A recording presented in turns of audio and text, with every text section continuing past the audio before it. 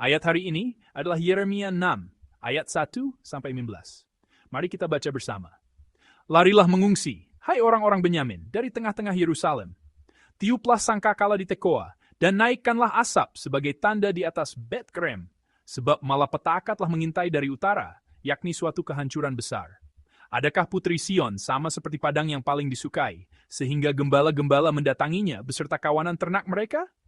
Mereka telah memasang kemah-kemahnya sekelilingnya, masing-masing memakan habis apa yang didapatnya. Persiapkanlah perang melawan dia. Ayo, marilah kita maju menyerang pada tengah hari. Celakalah kita, sebab matahari sudah lingsir, bayang-bayang senja hari sudah memanjang. Ayo, marilah kita maju menyerang pada waktu malam dan merusakkan puri-purinya. Sebab beginilah firman Tuhan semesta alam. Tebanglah pohon-pohonnya dan timbunlah tanah menjadi tembok terhadap Yerusalem. Itulah kota yang harus dihukum. Hanya penindasan saja di dalamnya. Seperti mata air meluapkan airnya, demikianlah kota itu meluapkan kejahatannya. Kekerasan dan aniaya terdengar di dalamnya. Luka dan pukulan selalu ada kulihat. Terimalah penghajaran, hai Yerusalem, supaya aku jangan menarik diri daripadamu, supaya aku jangan membuat engkau sunyi sepi, menjadi negeri yang tidak berpenduduk. Beginilah firman Tuhan semesta alam. Petiklah habis-habisan sisa-sisa orang Israel, seperti pokok anggur dipetik habis-habisan. Kembalilah seperti pemetik buah anggur dengan tanganmu mencari-cari buah pada ranting-rantingnya. Aku harus berbicara dan bersaksi, supaya mereka mau memperhatikan. Sungguh telinga mereka tidak bersunat, mereka tidak dapat mendengar. Sungguh, firman Tuhan menjadi cemoohan bagi mereka. Mereka tidak menyukainya. Tetapi aku penuh dengan kehangatan murka Tuhan. Aku telah payah menahannya, harus menumpahkannya kepada bayi di jalan dan kepada kumpulan teruna bersama-sama. Sesungguhnya, baik laki-laki maupun perempuan akan ditangkap, baik orang yang tua maupun orang yang sudah lanjut usianya. Rumah-rumah mereka akan beralih kepada orang lain, bersama ladang-ladang dan istri-istri mereka. Sesungguhnya, aku mengacungkan tanganku melawan penduduk negeri ini. Demikianlah firman Tuhan. Sesungguhnya, dari yang kecil, ay besar. Mula araim mereka, semuanya yang dibentuk baik nabi mati, meyeneng. Mereka mengobati luka umatku dengan memandangnya ringan, katanya. Damai sejahtera. Damai sejahtera, tetapi tidak ada damai sejahtera. Seharusnya mereka merasa malu, sebab mereka melakukan kejijikan. Tetapi mereka sama sekali tidak merasa malu dan tidak kenal noda mereka. Sebab itu mereka akan rebah di antara orang-orang yang rebah. Mereka akan tersandung jatuh pada waktu aku menghukum mereka, firman Tuhan. Amin. Dengan judul Melawan Yerusalem, pagi ini kita akan membagikan firman Allah. Kadang-kadang kita mengira bahwa seseorang sudah pasti berada di pihak kita. Tetapi ketika pada suatu saat kita mengetahui bahwa orang itu bukan berada di pihak kita, melainkan berdiri di pihak yang berlawanan, hati kita sangat terguncang. Dalam pertandingan olahraga pun perasaan seperti itu bisa muncul. Tetapi kalau keadaannya seperti perang, guncangannya pasti jauh lebih besar. Kalau seseorang yang kita kira satu pihak dengan kita justru menjadi pihak lain dan melawan kita, apa yang harus kita sadari? Firman hari ini menempatkan kita di hadapan pertanyaan itu. Umat Yehuda masih mengira bahwa Allah berada di pihak mereka. Karena itu mereka percaya tidak akan ada masalah. Namun firman Allah sama sekali berbeda. Mari kita baca ayat 16 bersama-sama. Kita baca bersama. Mereka mengobati luka umatku dengan memandangnya ringan, katanya, damai sejahtera. Damai sejahtera. Tetapi tidak ada damai sejahtera. Amin. Kata damai sejahtera di sini adalah kata yang kita kenal, shalom. Kalau ayat 16 diterjemahkan secara lebih harfiah dari bahasa aslinya, maknanya seperti ini. Mereka mengobati luka umatku hanya secara dangkal, di permukaan saja. Lalu mereka berkata, shalom, shalom. Tetapi di sana tidak ada shalom. Bahasa aslinya mengatakannya dengan lebih langsung. Di sini, tampak jelas seperti apaan para pemimpin Yehuda sebenarnya. Mereka tidak mampu menyelesaikan masalah umat sampai ke akarnya. Mereka hanya seperti memberi suntikan penghilang rasa sakit dan beberapa butir vitamin, lalu berkata, sekarang akan baik-baik saja. Sekarang tidak ada masalah. Semua masalah sudah selesai. Mereka mendiagnosis dan menilai sesuka hati mereka. Akibatnya orang-orang yang sakit tidak mendapatkan pemeriksaan dan pengobatan yang benar. Vijalin, smart pa. Ninat sizi fiktas. In lulut. Minifuri, and relief taxful. Mereka berpikir, kita adalah umat yang dipilih Allah, jadi tidak akan ada masalah. Mereka percaya, Allah akan menuntun umatnya hanya kepada damai sejahtera, hanya kepada shalom. Tetapi ada masalah dalam pemikiran itu. Mereka masih berpikir Allah berada di pihak mereka, sedangkan pikiran Allah ternyata berbeda. Inilah ayat 6 dari firman hari ini. Mari kita baca bersama. Sebab beginilah firman Tuhan semesta alam. Tebanglah pohon-pohonnya, dan timbunlah tanah menjadi tembok terhadap Yerusalem. Itulah kota yang harus dihukum. Hanya penindasan saja di dalamnya. Amin. Di sini Allah sedang menjelaskan apa? Ia sedang menjelaskan cara berperang. Ia menyuruh mereka membuat semacam pagar atau benteng pengepungan dari kayu untuk menyerang kota. Tetapi ada sesuatu yang terasa aneh. Kota mana yang sebenarnya harus diserang? Kota yang Allah perintahkan untuk diserang, tidak lain adalah kota Yerusalem. Benar. Allah sekarang sedang memberitahu musuh-musuh bagaimana cara menyerang Yerusalem.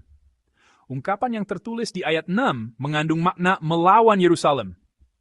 Siapa yang sekarang sedang berbicara tentang operasi militer melawan Yerusalem? Allah kita sendiri. Allah kita sedang memberitahu musuh-musuh Yehuda bagaimana cara menyerang Yerusalem. Allah sekarang tidak berada di pihak Yehuda. Sebaliknya, Allah berdiri di pihak musuh-musuh Yehuda. Mengapa demikian? Mengapa Allah tidak berada di pihak umatnya sendiri, melainkan berada di pihak yang berlawanan dan memperlakukan umatnya seperti musuh? Alasannya adalah karena Yehuda sudah berpaling. Minggu lalu kita melihat apa yang Allah lakukan untuk bertemu kembali dengan kita. Pertama-tama Allah memanggil. Ia memanggil mereka untuk kembali, dan ia kembali menyerukan supaya mereka kembali. Mengapa ia memanggil mereka untuk kembali? Karena mereka sudah berpaling. Allah berseru kepada bangsa Israel, Shuva meshuva Israel. Artinya, kembalilah, hai Israel yang telah berpaling. Keberpalingan Israel, sikap umat Allah yang memalingkan wajah, berarti mereka sudah berpaling dari pihak Allah. Bukan Allah yang lebih dahulu melawan Yerusalem. Israel lah yang lebih dahulu, Yerusalem lah yang lebih dahulu. Umat Allah yang lebih dahulu melawan Allah dan berpaling darinya. Dengan kehendak mereka sendiri, mereka menjadi musuh Allah. Karena itu Allah, dalam firman hari ini, tidak dapat tidak menjadi musuh umatnya sendiri. Dan ia harus berperang melawan umatnya yang telah menjadi musuh. Gambaran Allah yang menjadi musuh umatnya sendiri muncul sekali lagi dalam firman hari ini. Ini ayat 12. Mari kita baca ayat 12 bersama-sama. Rumah-rumah mereka akan beralih kepada orang lain, bersama ladang-ladang dan istri-istri mereka. Sesungguhnya, aku mengacungkan tanganku melawan penduduk negeri ini. Demikianlah firman Tuhan. Amin.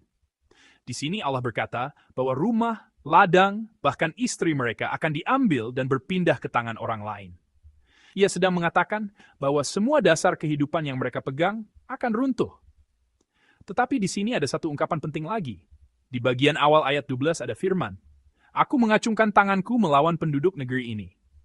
Sebenarnya ungkapan ini sangat akrab bagi kita.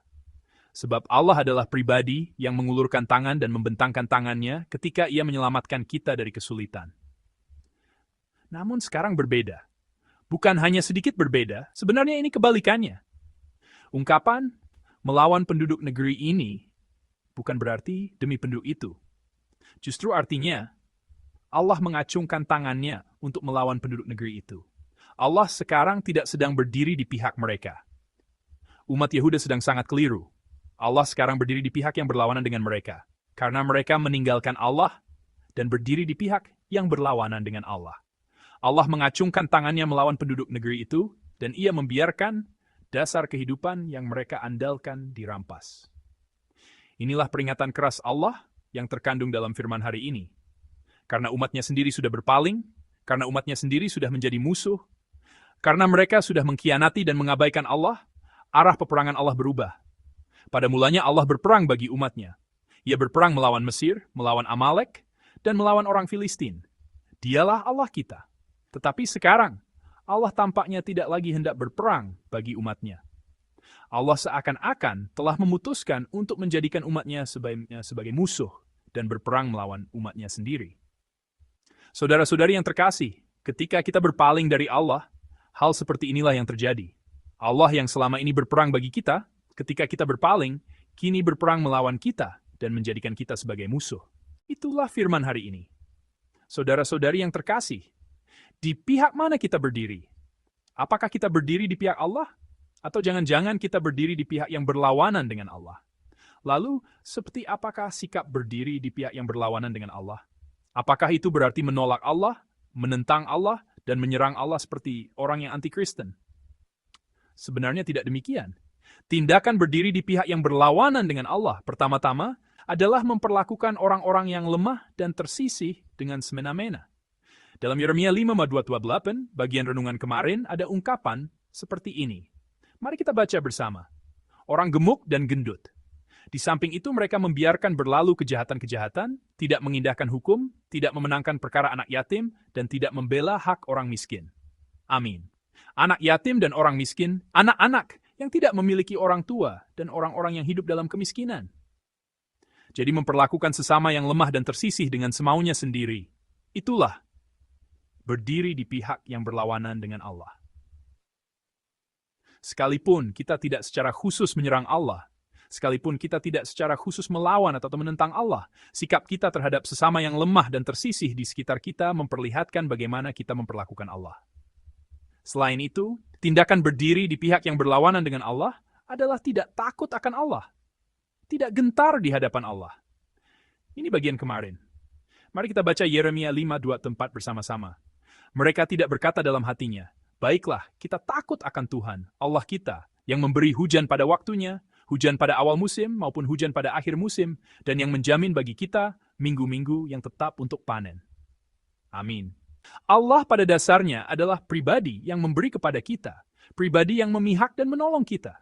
Tetapi mereka tidak takut akan Allah yang demikian, dan tidak memperhatikan firman Allah. Mereka hidup menurut hati sendiri, dan menurut kehendak sendiri. Sikap seperti ini dinilai Allah sebagai berdiri di pihak yang berlawanan denganku. Ini adalah tindakan berdiri di pihak yang berlawanan dengan Allah. Disinilah letak kesedihan bangsa Israel, umat Yehuda. Mereka berdiri di pihak yang berlawanan dengan Allah, namun masih tetap keliru mengira Allah ada di pihak kita. Tidak ada yang disembuhkan, mereka masih penuh luka dan dosa, tetapi mereka hanya berteriak, Shalom, Shalom. Itulah kelengahan dan kebodohan mereka. Allah sudah tidak berada di pihak mereka. Allah sedang melawan Yerusalem dan sedang melawan penduduk negeri itu. Tetapi saudara-saudari, mulai dari sini saya ingin menyampaikan seperti apa hati Allah yang sebenarnya. Apakah Allah sungguh-sungguh menentang bangsa Israel karena ia membenci mereka? Allah yang melawan Yerusalem, Allah yang menjadi musuh umatnya sendiri, apa sebenarnya isi hatinya? Apakah benar-benar membinasakan umat ini, benar-benar menghancurkan negeri dan kota ini? Itukah hati Allah yang sesungguhnya? Dalam firman renungan kemarin, saya menemukan satu bagian yang sangat khas. Mari kita baca Yeremia 5:21 yang kita renungkan. Dengarkanlah ini, hai bangsa yang tolol dan yang tidak mempunyai pikiran, yang mempunyai mata tetapi tidak melihat, yang mempunyai telinga tetapi tidak mendengar. Amin. Firman ini sebenarnya sangat bertentangan secara sekilas. Allah sedang mendiagnosis keadaan rohani umatnya. Ia berkata bahwa mereka mempunyai mata tetapi tidak melihat, mempunyai telinga tetapi tidak mendengar. Di sini jelas tertulis apa? Mempunyai telinga tetapi tidak mendengar. Allah mengatakannya dengan jelas. Kalau Allah mengetahui hal ini, apa yang seharusnya ia lakukan? Kalau mereka mempunyai telinga tetapi tidak mendengar, apakah masih ada alasan bagi Allah untuk terus berbicara? Apakah Allah masih perlu berbicara? Kalau mereka tidak melihat, tidak perlu ditunjukkan. Kalau mereka tidak mendengar, tidak perlu diperdengarkan. Itu sangat wajar. Tapi apa yang Allah kita lakukan? Ia melanjutkan firman-Nya dengan berkata, dengarkanlah ini. Kepada siapa ia berbicara? Kepada umat yang mempunyai telinga tetapi tidak mendengar. Kepada umat itu juga Allah berkata, dengarkanlah. Inilah hati Allah kita yang sebenarnya. Mereka adalah orang-orang yang tidak juga mau mendengar, sekalipun sudah diperdengarkan berkali-kali. Mereka adalah umat yang sama sekali tidak kembali, sekalipun sudah diberitahu berulang-ulang. Namun Allah, ya Allah, tetap berkata seperti ini. Ia berbicara kepada umat yang tidak mendengar itu. Kembalilah, kamu harus kembali. Dengan demikian, kamu akan hidup. Allah terus berbicara, karena tidak ada jalan lain.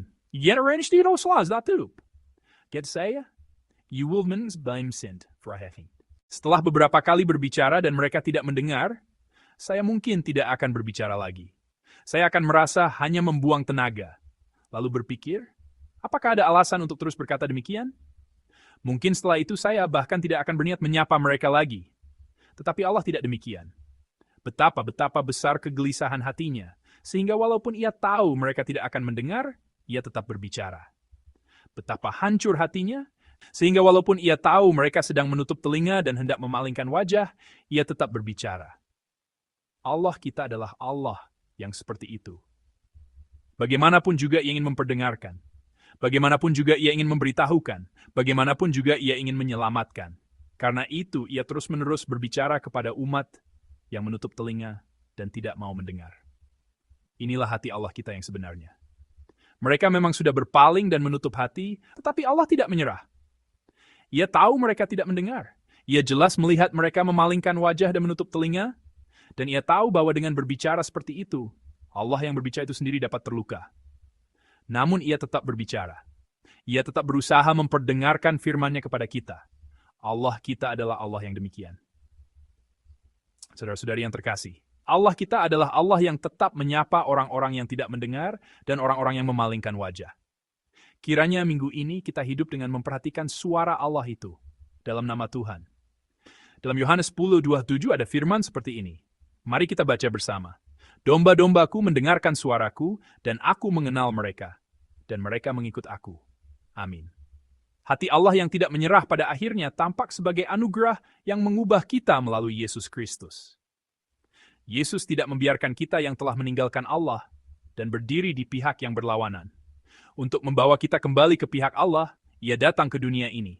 Disalib, Ia menanggung dosa-dosa kita, dan melalui kebangkitannya, Ia membuka jalan hidup yang baru bagi kita. Karena itu, mendengar suara Allah bukan sekadar mendengar firman lalu selesai. Itu berarti membalikkan hati di hadapan anugerah Yesus yang memanggil kita.